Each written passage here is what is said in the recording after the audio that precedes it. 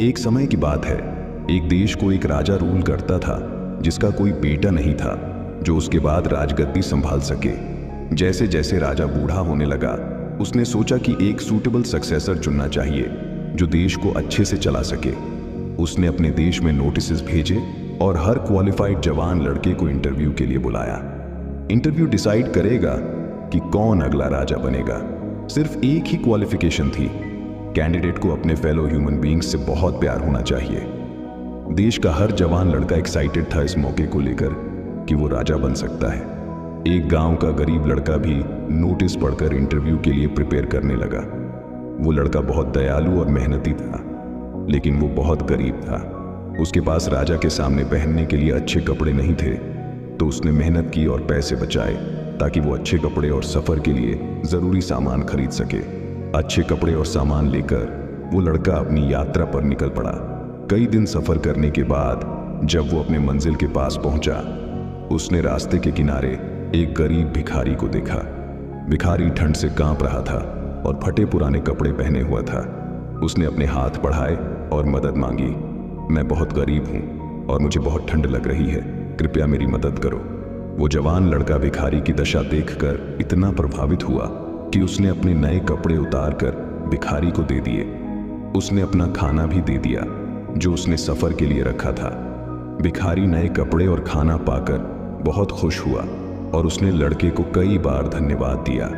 लेकिन अब वो जवान लड़का अपने पुराने और गंदे कपड़ों में इंटरव्यू के लिए जाने में संकोच महसूस कर रहा था। फिर भी उसने हिम्मत जुटाई और महल में घुस गया। जब वो महल पहुंचा, एक राजा का सेवक उसको महासभा तक ले गया। थोड़ी देर के लिए सफर की गंदगी से सफाई करने के बाद उसको सिंहासन के रूम में बुलाया गया। जवान लड़का राजा के आने पर झुका, लेकिन जब उसने ऊपर देखा तो वो चौंक गया। राजा बिल्कुल उस भिखारी जैसा लग रहा था जिससे वो रास्ते में मिला था। राजा ने उसकी आंखों में सरप्राइज देखा और कहा, हाँ, मैं ही वो भिखारी था जिससे तुम रास्ते में मिले थे। लड़का हैरान होकर बोला, लेकिन आप राजा होकर भिखारी क्यों बने?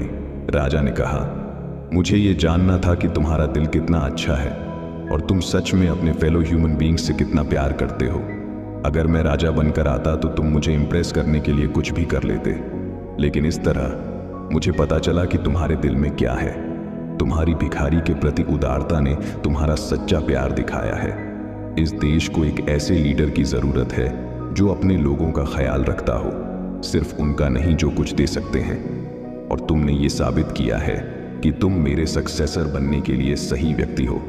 इस कहानी से हम सीख सकते हैं कि अच्छे काम हमें खुशी देते हैं, जबकि बुरे काम दुख देते हैं। कहानी का मॉरल दयालु और करुणा से भरे दिल होने की इंपॉर्टेंस को एम्फसाइज करता है। गरीब होने के बावजूद उस जवान लड़के ने अपने नए कपड़े और खाना एक भिखारी को दे दिए जो जरूरत में था। इस करुणा से भरे काम ने सिर्फ भिखारी की मदद नहीं की, बल्कि उस जवान लड़के का असली चरित्र भी दिखाया जो उसको राजा के योग्य बनाता है।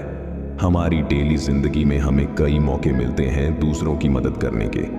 अगर हम करुणा के साथ एक्ट करें तो हम किसी की जिंदगी में सिग्निफिकेंट फर्क ला सकते हैं और अपनी जिंदगी को भी एनरिच कर सकते हैं। और आप कभी नहीं जानते कि कौन सा दयालु काम कई गुना बढ़कर रिवॉर्ड होगा। आज के फास्ट पेस्ड दुनिया में जहां सक्सेस अक्सर धन और पावर से मेजर होता है, ये याद रखना जरूरी है कि असली ग्रेटनेस एक दयालु और करुणा से भरे दिल से आती है। बिना किसी एक्सपेक्टेशन के दूसरों की मदद करना अनएक्सपेक्टेड रिवॉर्ड्स ला सकता है और वो दरवाजे खोल सकता है जो हमने कभी सोचा भी नहीं था। दयालु होना विजडम से भी ज्यादा जरूरी है और इस बात को समझना ही विजडम की शुरुआत है। एक दिल जो दूसरों के लिए करुणा और प्यार से भरा हो, दुनिया को देने के लिए सबसे बड़ा गिफ्ट है।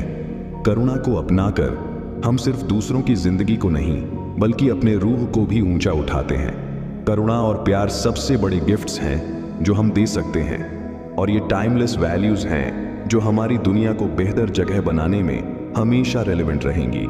ये वीडियो आपको कैसी लगी कमेंट बॉक्स में बताएं और अपने दोस्तों के साथ शेयर करें। धन्यवाद।